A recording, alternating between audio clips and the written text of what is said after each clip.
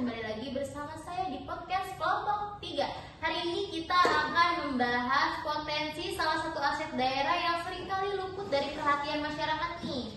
Nah, hari ini saya membahasnya tidak sendiri, tapi ada juga rekan saya, yaitu ada Mas Fahmi dan juga Mas Geri. Halo Mas. Halo Mbak Rika. Oke, gimana nih hari ini kabarnya? Alhamdulillah baik ya. Gimana puasanya hari ini? Alhamdulillah lancar, dan kalau nggak ada yang tahu sih alhamdulillah kita aman ya. Pasti udah ada mokelnya dong. Wah, enggak. Kalau nggak ada yang tahu nggak ada ya Geri. Oke, kalian udah tahu hari ini kita mau bahas apa? Kebetulan kita belum tahu nih, kira-kira kita mau bahas apa ya Mbak Rika ya?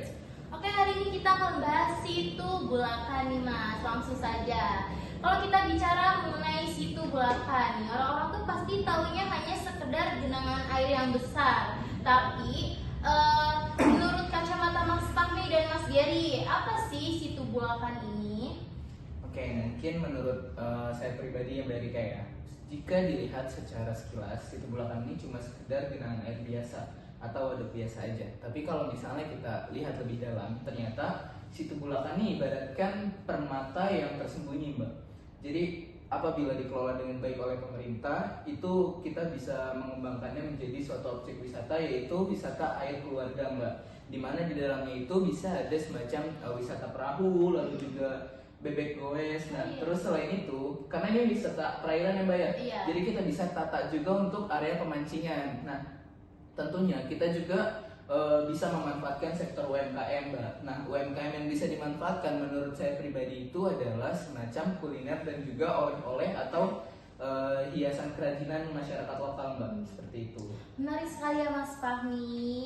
Tapi kalau saya lihat dari aksesnya jalannya ini sulit untuk dilalui. Bagaimana kita bicara tentang wisata? Kalau misalnya turis saja enggan atau susah karena terkendala dengan akses jalan yang sangat rusak. Nah, disinilah Mbak ya, peran penting bagi pemerintah bukan hanya melihat Situ Bulakan ini sebagai objek wisata, tapi juga harus ada perbaikan dari pemerintah. Harus ada aksi dari pemerintah untuk perbaikan drainase ataupun tanggulnya, Mbak. Gitu. Oke, baik. Apakah membebankan? Iya, apakah membebankan semuanya ke APBD adalah hal atau langkah yang bijak? Sedangkan yang kita tahu anggaran daerah seringkali terbatas nih. Bagaimana menurut kalian? Oke, menurut saya pribadi mungkin ya Mbak ya, gimana caranya APBD yang terbatas tuh bisa bermanfaat, tentunya justru jujur agak sulit ya Mbak ya. Iya. Maka dari situ mungkin pemerintah ini dia bisa berkoordinasi atau berkolaborasi dengan pihak swasta, dan keduanya pasti punya peran masing-masing Mbak, di mana pemerintah itu harus memfasilitasi mulai dari infrastruktur dasar seperti kondisi jalan maupun legalisasi tempat pariwisatanya Mbak. Walaupun memang infrastruktur jalannya tuh masih kurang baik ya Mbak ya, karena memang masih sering tergenang banjir juga. Nah, disitulah peran dari swastanya Mbak. Jadi swasta ini menurut saya dia punya peran untuk melakukan pengelolaan infrastrukturnya, mulai dari akomodasi biaya, provide biaya, sampai dengan alokasi dana juga dia punya peran di situ Mbak. Dan untuk penempatan-penempatannya mungkin itu bisa dikoordinasikan lebih lanjut oleh kedua belah pihak. Seperti itu Mbak. Oke, baik Mas Fahmi. Jadi intinya adalah sinkronisasi ya. Pemda memperbaiki akses dan menangani banjir. Sementara potensi wisatanya dikelola bersama untuk mengembangkan ekonomi masyarakat. Betul begitu? Betul sekali Mbak. Oke. Baik. Tadi ada menyebutkan tentang penggerakan UMKM. Secara konkret bagaimana Situ Bulakan yang tertata bisa berdampak bagi dompet masyarakat sekitar. Bukankah biasanya jika wisata yang besar itu bisa mematikan pedagang kecil karena kalah saing dengan tenan besar? Oke, disinilah mungkin peran pemerintah itu ada ya Mbak ya, dimana pemerintah itu bisa mengalokasikan tempatnya Mbak. Jadi pemerintah juga harus melegalisasikan tempat.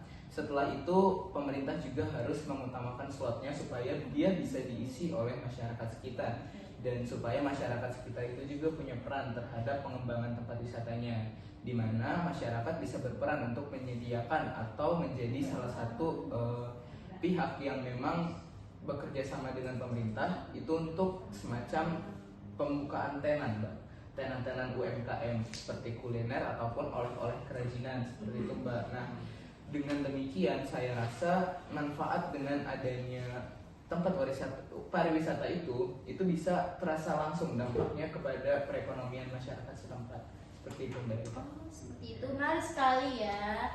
Nah, jadi ada pemberdayaan, namun kembali ke masalah banjir.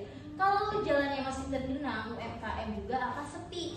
Apakah ada solusi teknis yang permanen selain menambal jalan?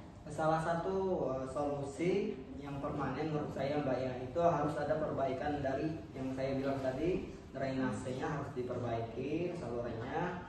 Terus tambahan untuk danaunya Mbak, bisa kita gali lagi, bisa kita ambil lagi tanah-tanahnya supaya daya tampung airnya bisa besar gitu. Dan juga untuk tanggulnya bisa kita perbaiki lagi dan bisa kita hiasin lagi supaya menjadi daya tarik bagi wisatawan yang dalam negeri ataupun yang asing. Oke, berarti ini bukan cuma soal mempercantik tempat wisata ya, tapi soal membenahi ekosistem lingkungan secara keseluruhan. Itu begitu, Mas? Betul sekali, Mbak Erika. Jadi ibaratnya kita jangan sampai membuat atau membangun sebuah pulau yang indah di tengah kebanjiran wilayah, Mbak.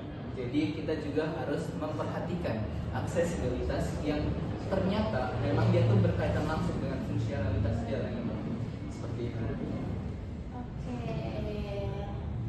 Kita udah gak kerasa ya, kita udah sampai di sini aja. Udah Mbak. Sudah. Kok Mbak Kebetulan langsung nggak berasa Iya, banget? betul banget ya. Oh my god. Jadi cukup dari sini aja pembahasan kita hari ini mengenai situ belakang. Mungkin kita bakal ketemu lagi. Oke, mungkin Mungkin ada project ya. Iya. Di next project kita akan ketemu lagi. Boleh, oke. Baik pemirsa, kita udah membahas nih mengenai situ Bulakan. Nah, kita akan mengakhiri perbincangan pada hari ini. Mungkin kita bisa bertemu di lain waktu bersama Mas Tami dan juga Mas Geri. Oke, sampai di sini saja. Selamat jumpa.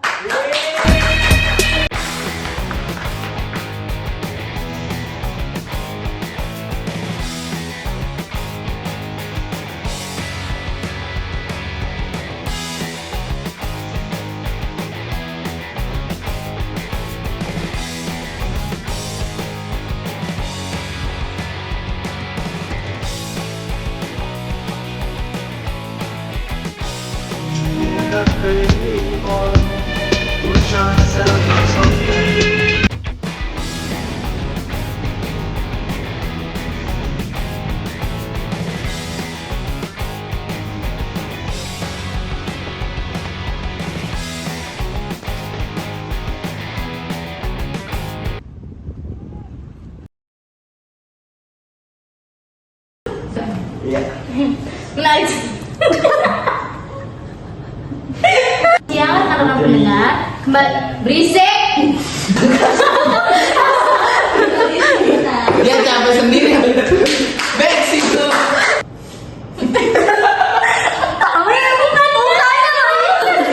Dan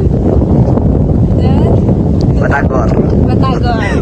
dia bisa berpotensi menjadikan UMKM. Kertas, lempar HP, semuanya dilempar.